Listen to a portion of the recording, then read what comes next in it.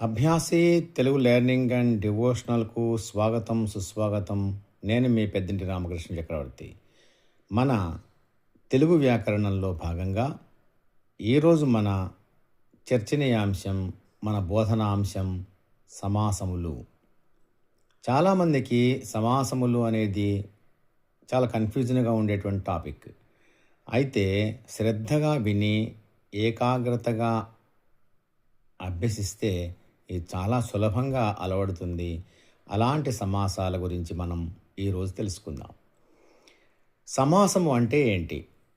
వేరు వేరు అర్థాలు గల పదాలు కలిసి ఒకే అర్థాన్నిచ్చే పదంగా మారితే దాన్ని సమాసం అంటారు. ఈ సమాసం అర్థాన్ని తెలిపే వాక్యాన్ని విగ్రహవాక్యం అంటారు. వేరు వేరు అర్థాలు గల పదాలు కలిసి ఒకే అర్థాన్నిచ్చే పదంగా మారితే అది సమాసం అవుతుంది. ఆ సమాసం యొక్క అర్థాన్ని తెలిపే ఒక వాక్యాన్ని విగ్రహవాక్యమని అంటారు. ఈ సమాసములు 3 రకాలు. అవి 1 సాంస్కృతిక సమాసము, 2 ఆచ్ఛిక సమాసము, 3 మిశ్రమ సమాసము. సాంస్కృతిక సమాసం అంటే ఏంటి? ఆచ్ఛిక సమాసం అంటే ఏంటి? మిశ్రమ సమాసము అంటే ఏంటో ఇప్పుడు మనం తెలుసుకుందాం.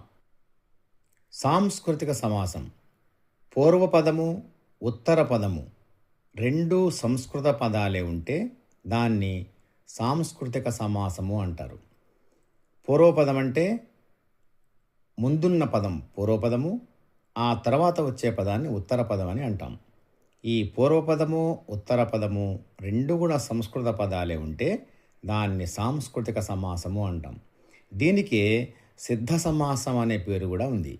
ఈ పదాలకు చివర డూము, ఊలు అనే విభక్తులు మాత్రమే ఉంటాయి. ఉదాహరణ లక్ష్మీ వల్లభుడు, రెండో ఉదాహరణ తటాకోదకము.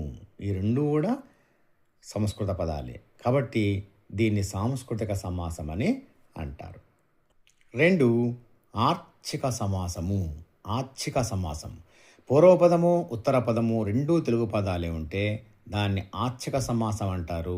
దానికి ఉదాహరణ నిండు పున్నమి, పండు వెన్నెల.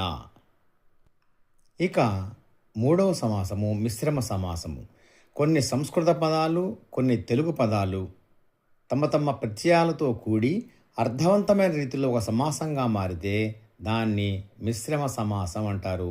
దీనికి ఉదాహరణ మేటి వీరుడు, చెరువు నుదకము. చాలా సులభంగా అర్థం చేసుకోవచ్చు, నేర్చుకోండి.